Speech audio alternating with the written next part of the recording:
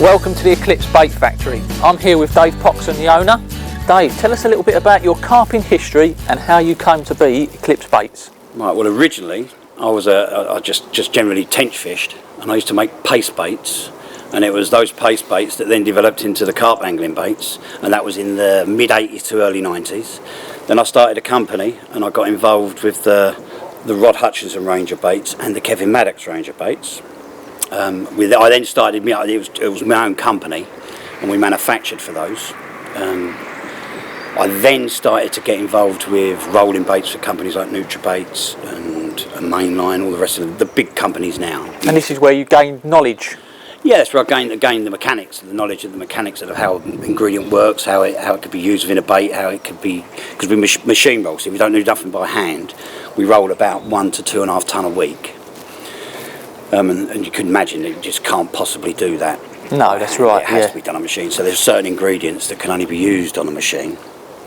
But then you can increase the solubility by certain ingredients. You can put aminos in it. There's all sorts of things, vitamins and mineral packages. Mm-hmm. There's loads of things that will give it a nutritional benefit to the fish, in terms of its growth, in terms of what it can utilise, in terms of what it can absorb as it goes through its digestive system. There's certain things that can be used. I fished, obviously, for carp, and won the World Carp Classic in '99 with my good friend and carp angling partner, Mark Redding. And then in 2005, 2006, we formed Eclipse Baits, to the point where now we employ these people, and as you can see, it's a massive barn that everything is done mechanically. Yeah, and all your products come from within here? Yeah, we specialise in pop-ups and hook baits. You'll find, we'll demonstrate it, but the pop-ups are as buoyant as anything you'll ever get anywhere else, except we produce them on a commercial basis. We produce about 600 kilos a week. Marvellous. Pop-ups and wafters and gloops, and so there's various products that you'll see as we're going, and I'll show you. And there's a product for every angler out there? Absolutely everything, and there's loads of products that are so unique to us, like the eyesights, like the combs. There's so many products that only we can manufacture, because we thought of them, to be honest. Without any further ado then, let's pop inside and take a look round.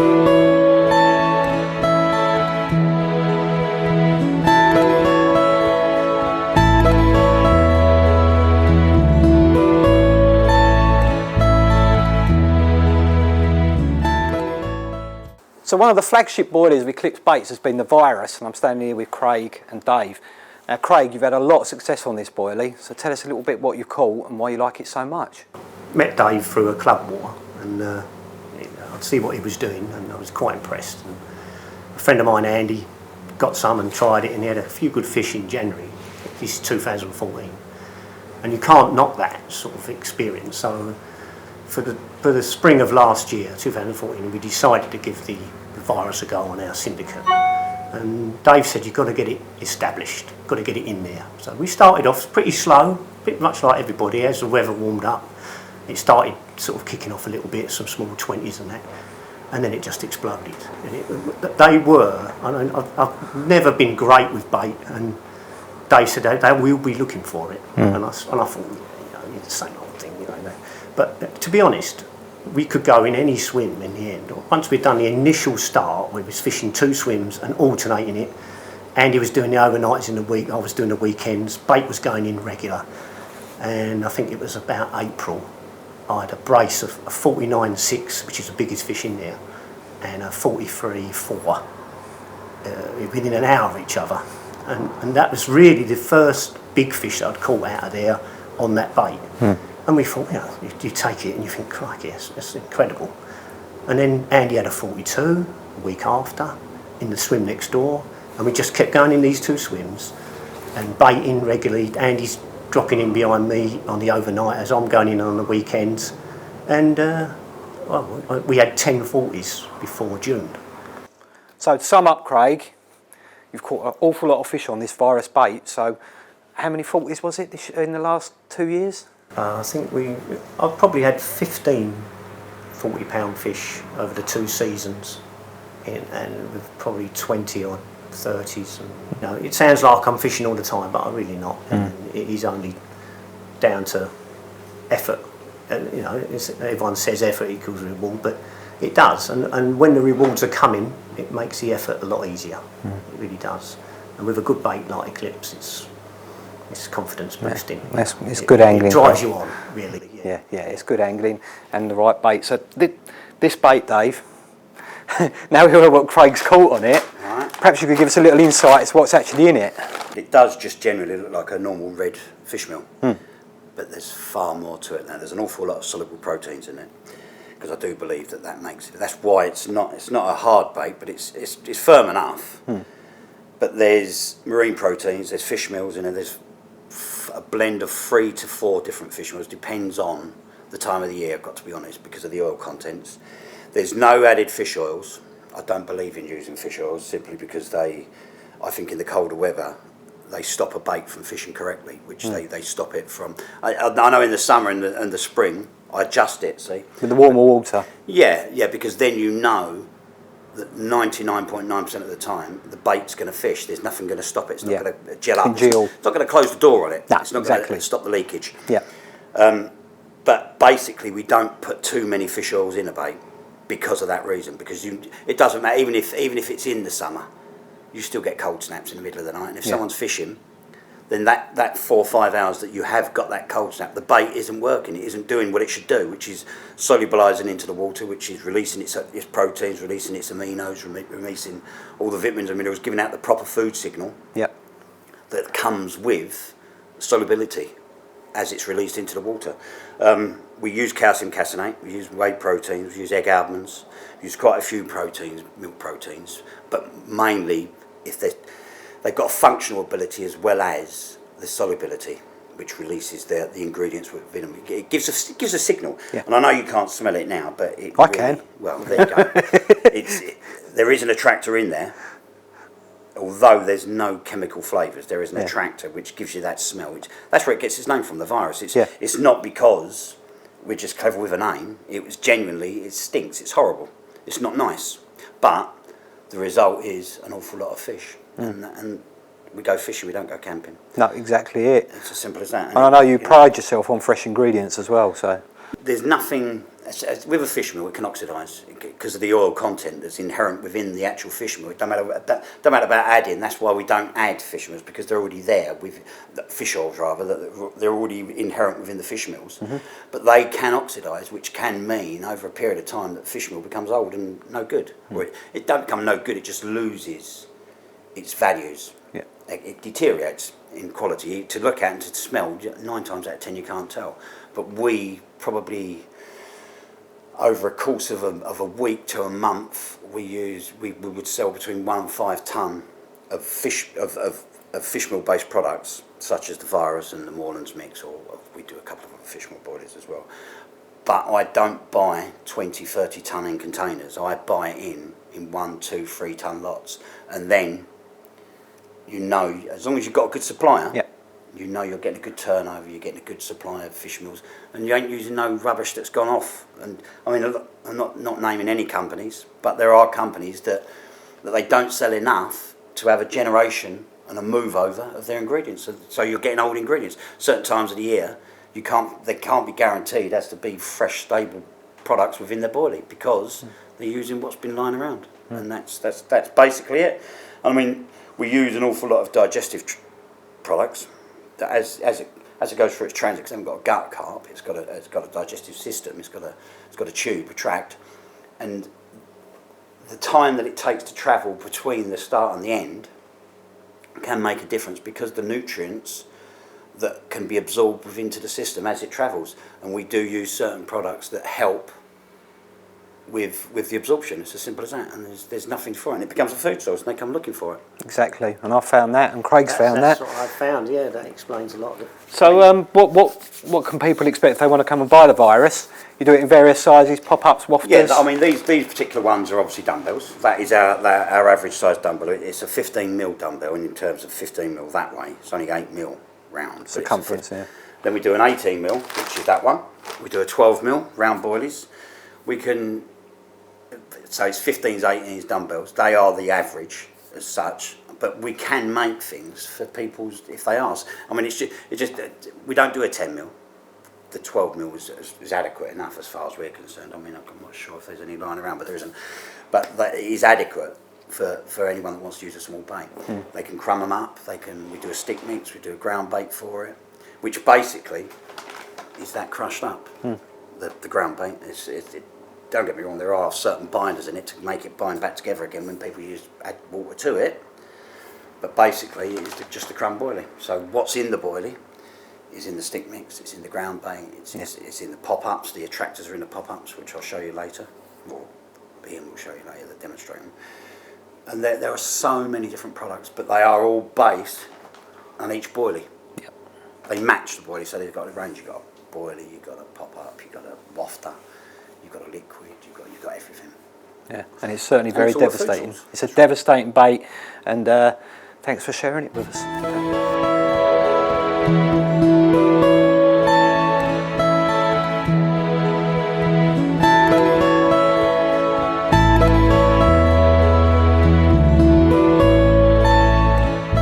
Right, this is the Moorlands Boilie. As you can see, it's a plain, what we call a plain fish meal. There are spices in there and various different products which give it its colour. It's based upon a lot of Keith Moore's input, to be honest. He told us that it needs to have a certain product in it to make them grow, because he spent years getting the skeleton on the fish. If you look, they're quite big framed fish at Moorlands, but this has helped put the weight on the fish in terms of the fats and everything else. But it's allowed them to grow. They haven't got big fat bellies. If you ever look at them, they're actually, because they're long fish, that's actually allowed them to become proportioned. As I say, it's a fish meal boilie. There are various products within it. We also do pop-ups. We also do gloops, which is a product again, which, because we do a fluoro boilie, a white and a pink boilie, the gloops you can actually cover the white pop-up with, but it makes it, so it gives it good leakage, it's a good flavour combination to it. He also asked us to come up with an amino liquid because he noticed over a period of time that the fish were getting attracted to a quite a bit of soluble attraction. So we come up with a product called the fish gravy, which is new, which will be sold this year on the Moorlands product page on the website. Basically it's a soluble protein. It's a complete hydrolyzed soluble protein, and people cover their boilies in it. They dip, they do all sorts, and basically that's exactly what it does. It's there to be used in terms of pour all over them. It's not something that you can dip them. You can do whatever you like with them. You can't use too much of it. It's a food source. Basically, that is it. As I say, there's a complete range. There's stick mixes, there's pop-ups, there's everything to go with it.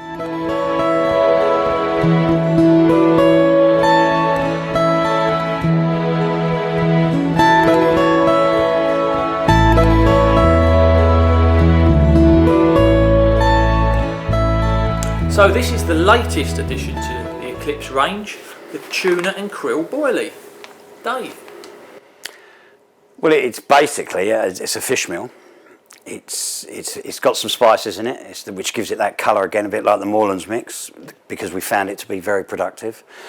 But it goes back, to be honest with you, the krill. I first started messing around with krill in about 97, 98. There was a company that no longer exist under that name, let's put it that way. They went out of existence in terms of supplying, so we didn't go any further. We had a product called the crustacean mix. So then we had a tuna boilie, and we got the Moorlands mix, and we got certain products that are within the virus, which as we've already spoke about, can be very productive in terms of pulling big fish, large fish. And we combined them all into that boilie. So we ended up with the krill from the 90s, which was something we messed around with, which has now become available because of its popularity. It's become so widely available. It's sustainable. It's something that if I got it tomorrow, I'd still be able to supply it to the end user in a year's time, and it'd still be the same product. It won't have changed. It won't be something that will be accused of watering down a bait. It's always going to be there. So we've got that, then we've got part of the base mix is what's in Moorlands, because we know it's so productive if you only look at the fish, the weight gains. Then we've got the liquid attractors, which are in the virus, so you've got the solubility. And then we've put some new products in it, as well as some old products, and put it all together. And Ian's my main tester, he's my main consultant.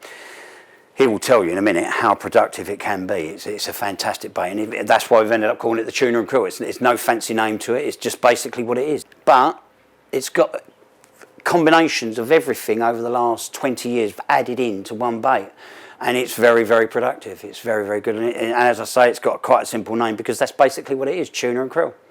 Ian, tell us a little bit about the success that you've had using this new tuna and krill range. Well, I've been fishing a mere in Essex. It's my winter water really, but I've had a huge amount of good 20s on it already. They absolutely love it. I mean, it's highly digestible. It's got a beautiful smell to it. And when you put it out there, you sort of tend to see them showing a lot over the top of it, and then all of a sudden, you know, the rods just go off. They go absolutely berserk on it.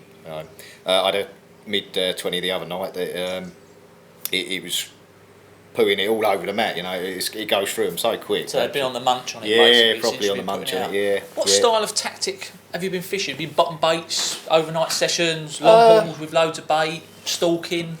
Very much at the moment, my fishing's very short sessions. I don't tend to do many nights. I mean, it's this year I've gone back to doing nights after 15 years of not doing any nights. But on this particular walk, it's just been evening sessions really, up to sort of about 10 o'clock, prime times if you like.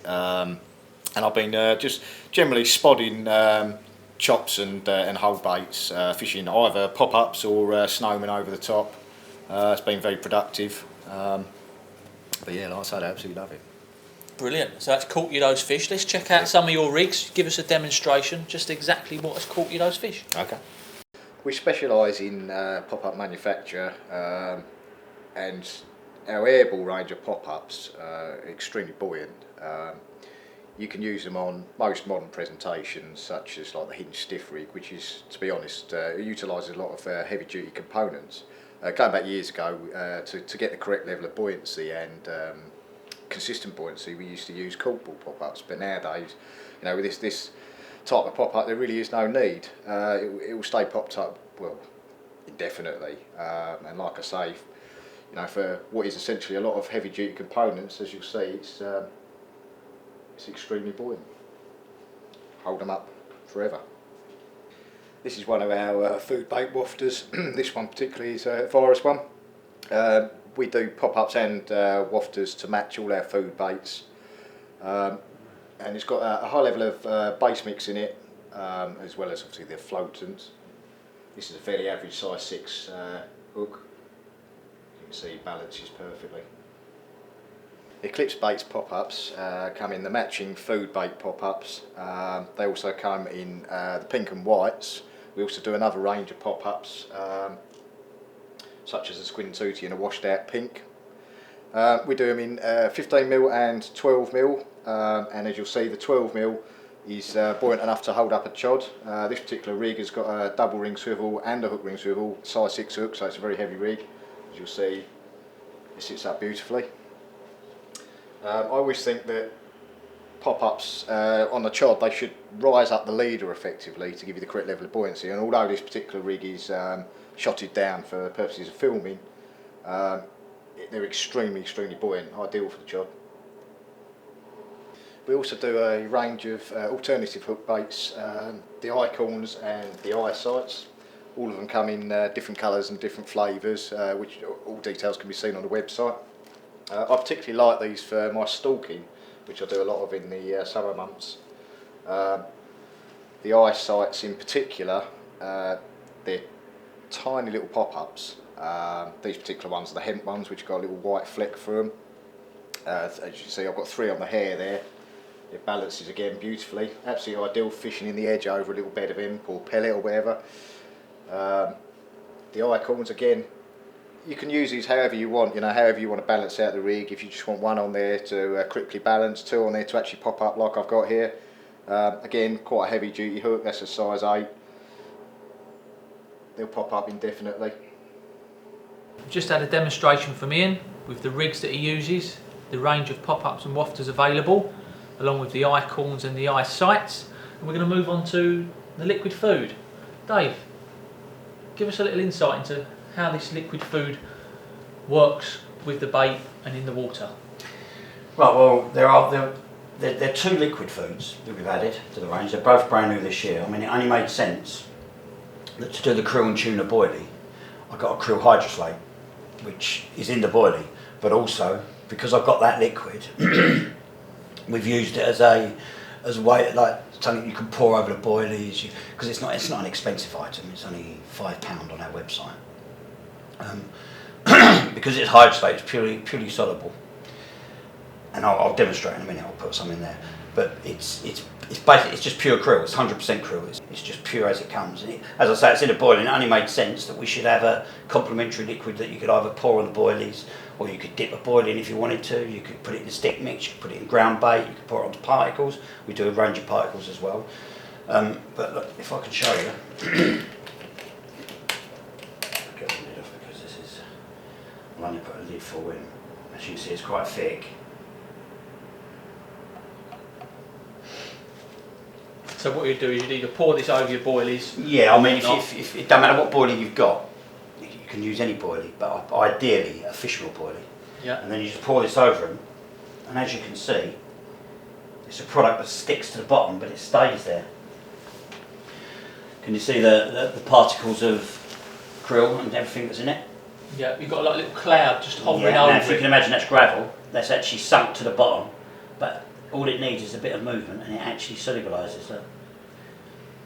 So it does that within the water. So it serves two purposes. It becomes an attraction, but it also stays at the bottom as a food source. You can see the water's now going cloudy brown, where you just add a little bit of movement. And because it's pure, there's nothing added to it. It can't do anything but just sink to the bottom.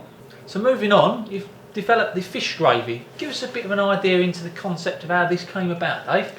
Right, well, basically it came around because of Keith Moore's. Keith Moore's wanted, or what he discovered was that when you poured a liquid amino or anything, a liquid food, over the boilies, he tended to get a quick response. So he asked me if there was anything we could come up with, and we looked around. We had various things, we tested about 3 or 4 of them.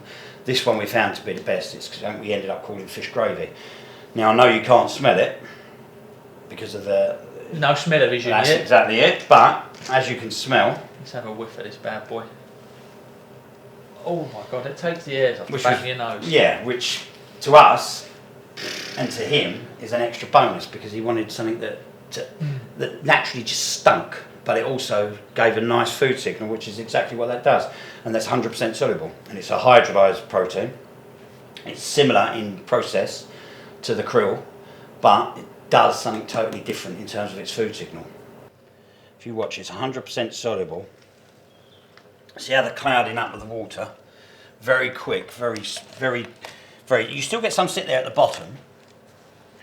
But as you can imagine, look, there's particles, and it's clouding up the water quite a lot. And if you get just an average undertow, or a fish come anywhere near it, it clouds up to the point where you can virtually see nothing. All that happens is the food just gets the fish gets a massive boost of a food signal. This is the new Eclipse Gloop that Ian's going to demonstrate for us, and it's something myself and Paul have been using for a little while, and it's a really fantastic product. Ian, tell us a little bit more about this. Well, it's absolutely fantastic product. It can be used on pop-ups, hook baits, can be used on zigs, brilliant for zig fishing. It's completely fish friendly. There's absolutely no fluoride, no nasty chemicals or anything like that. It's full of attractors, sweeteners, flavours, you know, and you've obviously got the visual aspect of it as well. There's food triggers in there, and it's completely fish friendly. It is completely fish friendly, yeah. Like I said, there's absolutely nothing nasty in it whatsoever.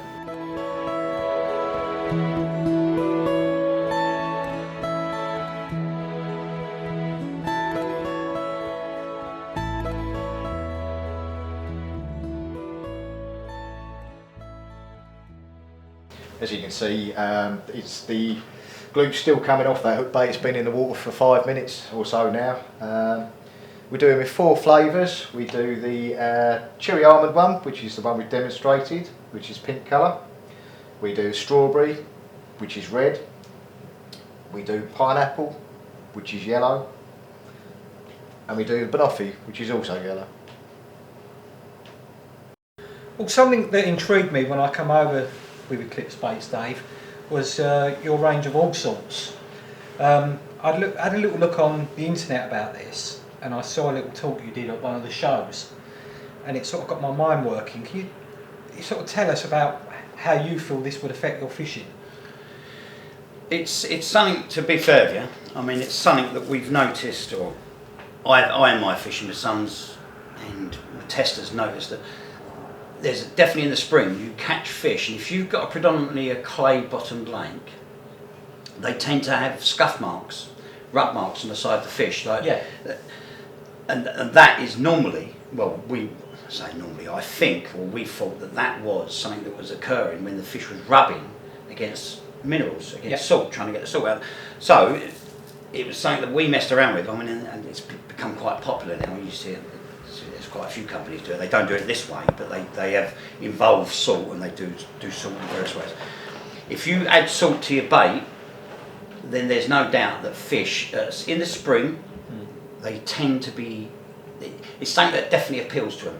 Pre-spawning. Yeah. I mean, there is that to it. I mean, there is no doubt that fish seem to crave certain minerals. I mean, this isn't a fish. This is, and people say you should never compare such. But if you look at elephants, for instance, there are certain times of year they will walk miles and miles to the point that they'll even allow their calf behind them to die, to go to a cave where they get the minerals. Yeah. It's as simple as that. And within their diet, there is a need. They feel a need within them to go and replenish themselves with that mineral. Right now, so what we did was we came up with what we call the all sorts. Now you'll see no one does anything like this. See, these are flavoured and coloured in and it's rock salt. It's not table salt. It's not cheap rubbish. It's proper rock salt. And if you look, they've also been flavoured, and they've also, which as you can imagine, it's just another aspect to salt. If you could smell it. Yep. But they've also been coloured. Now there isn't salt out there that's coloured. Now, so that's giving you that extra edge, isn't it? Yeah, it's just another dimension to it, isn't it? Yeah. They're already attracted to the idea of the salt, the ionisation. They're already attracted to that. So if you can add another attractor, as in a smell, that's another aspect that they might be attracted to. And there's also colour, which then you've got the visual side of things that people also be attracted to. Yeah. I mean, we know that they look for salt. Now, if we I know it's not a massive pot, is what you think. So, but we don't recommend, and we found during testing and during fishing our own experience, that you don't need to pour loads. And you can do that if you like. It's up to you. It costs what it costs. But as little as that amount, like pinched fingers. Yeah. Right. If you watch, when you put it in water, you instantly get a visual attraction. Can you see that? It's like cloud coming off of it. Yeah. Now, with that carrying is the smell, the attractor, that label as well. But then also, what you're left with is salt. And as you can see, the salt on its own would be an attraction. It's the thing that maybe the thing they're looking for. And it's just basically what it is. Fish love it, absolutely love it. But I'll be honest with you, I think from about June onwards, you might as well put it on your chips. Yeah. I think it is a product that is predominantly useful, or we found useful to our fishing in the spring onwards. But once it gets to midsummer, I'm not sure it's worth. I've got loads of loaves left on my shelves. People have bought it. We wouldn't. It's easy for me to say you can buy it for 12 months, but I don't think it would do. Do you know? No. I think the fishing is the start. To be honest. It could be an edge in the spring. I think so, and I think it's something that no other company does it, and they definitely don't do it in this way. They might just do a little pot of salt, but this is something that we've got manufactured as a process, and because it definitely makes a difference. And there's 5 different pots in the range. There is. There's a coconut one. And believe it or not, I mean it's the total opposite to what you'd imagine, but you've got a coconut smell as well as salt. Coconut and salt. It sort of works, doesn't it? Yeah, that's right. Yeah. And then there's a garlic one, which is the same colour as that, so that's why it isn't standing at the moment. Yeah. We do a fruity one, which is all fruits blended together, and as you know, it's really nice. Yeah, that's the one I've got. That's really nice, but that's red. And again, that gives you the visual attraction as well as the smell and as well as the salt. And then there's the orange one. So in fact there's another red one, which is salmon, which is a fish. Yep. And then there's the orange, which is orange in flavour. So you've got 5. You've got two white ones, which is garlic and a coconut, salmon and fruit in red, and orange. Lovely. So if you want a little edge in the spring, why not give the all sorts a go?